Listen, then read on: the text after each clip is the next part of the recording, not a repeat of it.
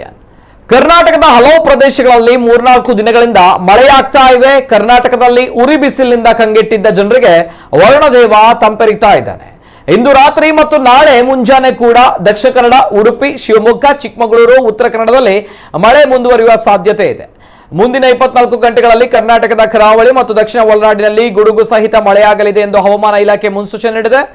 ರಾಜಸ್ಥಾನ, ಮಹಾರಾಷ್ಟ್ರ, ಮಧ್ಯಪ್ರದೇಶ, ಕೇರಳ, ಕರ್ನಾಟಕ ಮತ್ತು ತಮಿಳುನಾಡಿನಲ್ಲಿ ಕೂಡ ಗುಡುಗು ಸಹಿತ ಮಳೆಯಾಗುವ ಸಾಧ್ಯತೆ ಇದೆ. ತಮಿಳುನಾಡು, ಪುದುಚೇರಿ ಮತ್ತು ಕೇರಳದಾದ್ಯಂತ ಚದುರಿದ ಮಳೆಯಾಗಲಿದೆ.